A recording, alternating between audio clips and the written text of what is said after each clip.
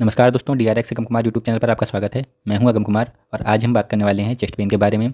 Chest pain अर्थात सीने में दर्द। आज हम जानेंगे कि चेस्ट पेन क्या होता है, क्यों होता है, कितनी तरह का होता है, क्या इसके कारण हैं, क्या इसके सिम्टम्स हैं, कब हमें मेडिकल अटेंशन लेनी चाहिए, कैसे इसको डायग्नोस करते हैं, इसके अलावा इसके ट्रीटमेंट क्या होते हैं और क्या प्रिवेंटिव मेजर्स हमको लेने चाहिए ताकि हम चेस्ट पेन से बच सकें। इसके अलावा हम जानेंगे कि what to do during chest pain. अगर आप सीने में दर्द हो रहा है तो क्या करना चाहिए। तो चलिए शुरू करते हैं। सबसे पहले जानते हैं कि चेस्ट पेन क्या होता है। सीने में दर्द होना एक अप्रिय अनुभव है जो छाती के किसी भी हिस्से में हो सकता है। ये दर्द हल्का, बहुत तेज़, रेगुलर या इरेगुलर, चुभने वाला या फिर दबाने वाला हो सकता है। अब जानते हैं कि ये क्यों होता है। ये बहुत सारी रीज़न्स की वजह से होता है, जैसे कि हार्ट की समस्याएं हैं, जैसे हार्ट अटैक, एंजाइना, वॉल्व की समस्याएं। इसके अलावा फेफड़े की समस्याएं जैसे निमोनिया हो गया या फिर फुफ्फुस का सूजन हो गया या फिर फेफड़े में खून का थक्का बन गया, ब्लड क्लॉट हो गया। इसके अलावा पाचन तंत्र की समस्याएं हैं जैसे GERD, एसिड रिफ्लेक्स की प्रॉब्लम है या फिर अल्सर है या फिर गैस की प्रॉब्लम है। इसके अलावा मांसपेशियों या हड्डियों की समस्याएं हैं जैसे कॉस्टोकॉन्ड्रोडाइटिस।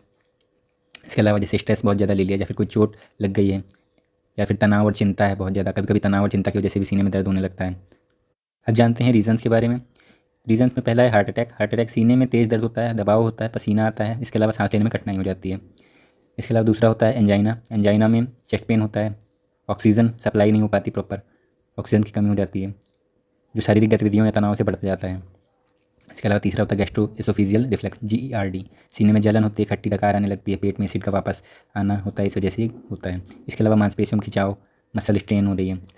सीने की जो मांसपेशियाँ होती हैं उनमें खिंचाव होता है, आमतौर पर चोट लग जाती है या फिर ओवर यूज़ हो जाए उन मांसपेशियों का, इस वजह से पेन होता है। इसके अलावा प्लूरिसी, फेफड़ों या फिर छाती की जो परत होती हैं उनमें सूजन हो जाती है। इसके अलावा कॉस्टोकॉन्ड्रोडाइटिस, पसलियों के जोड़ों में जो सूजन हो जाती है, इसकी वजह से बहुत ज़्यादा पेन होता है।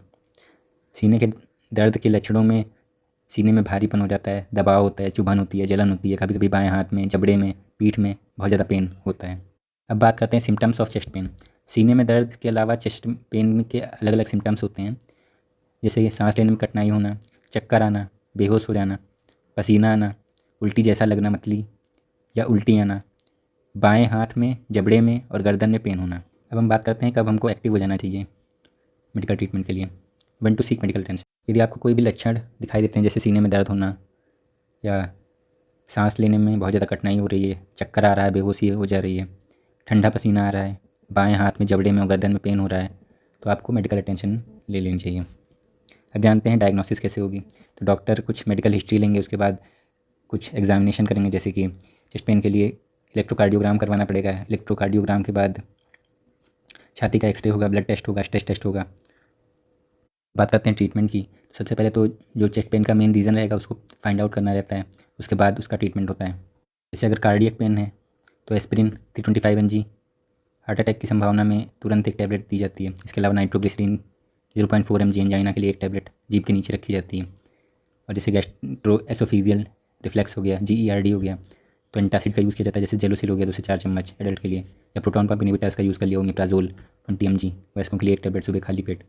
और अगर मसल पेन हो रहा है, मसल स्ट्रेस हो रही है, खिंचाव की वजह से पेन हो रहा है मसल्स में, तो पैरासीटामोल 500 mg यूज़ कर सकते हैं। इसके अलावा आइबुप्रोफेन का यूज़ कर सकते हैं 400 mg एडल्ट के लिए, एक दिन में 2 से 3 बार। प्लूरिसी है तो एनाल्जेसिक्स का यूज़ कर सकते हैं, जैसे नेप्रोक्सेन 250 mg एडल्ट के लिए, एक दिन में 2 बार। इसके अलावा कॉस्टोकॉन्ड्राइटिस के लिए एंटी इन्फ्लामेटरी ड्रग्स का यूज़ किया जा सकता है, जैसे आइबुप्रोफेन 400 mg, एक दिन में 2 से 3 बार। अब जानते हैं what are the types of chest pain. Chest pain के क्या क्या टाइप्स होते हैं। तो 2 मेनली टाइप्स होते हैं, एक होता है कार्डियक पेन, एक होता है नॉन कार्डियक पेन। एक दिल से संबंधित दर्द होता है और एक गैर कार्डियक दर्द होता है। तो पहला वाला जो होता है उसमें ये दिल से जुड़ी समस्याओं जैसे हार्ट अटैक, एंजाइना के कारण होता है। जो गैर कार्डियक दर्द होता है वो दिल से संबंधित नहीं होता है, या आमतौर पर मांसपेशियाँ जो होती हैं, हड्डियाँ होती हैं या फिर अन्य अंगों से जुड़ा हुआ पेन होता है। अब जानते हैं प्रिवेंटिव मेजर्स के बारे में। सीने में अगर दर्द हो रहा है तो उसको रोकने के लिए कुछ प्रिवेंटिव मेजर्स होते हैं, जैसे संतुलित आहार लें। इसके अलावा डेली व्यायाम करें, धूम्रपान ना करें, शराब का सेवन ना करें, स्ट्रेस मैनेजमेंट करें, हाई ब्लड प्रेशर है या फिर डायबिटीज़ है तो उसको कंट्रोल में रखें।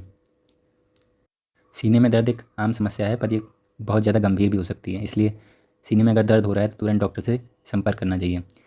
जितनी जल्दी आप इलाज करवाएंगे उतनी जल्दी आप ठीक हो जाएंगे। अब जानते हैं what to do during chest pain. अगर सीने में दर्द हो रहा है तो क्या करना चाहिए। आराम करना चाहिए, रेस्ट करना चाहिए, डीप ब्रीथ लेनी चाहिए। इसके अलावा हैवी मील ना लें, हल्का भोजन खाएँ, स्ट्रेस को रिड्यूस करें, तनाव कम करें। और अगर दर्द बढ़ रहा है या बार बार हो रहा है या बहुत तेज़ हो रहा है तो तुरंत डॉक्टर से मिलें। Always consult with a healthcare professional before taking any medication. Thank you for watching. Don't forget to like, share and subscribe for more informative videos. Thank you.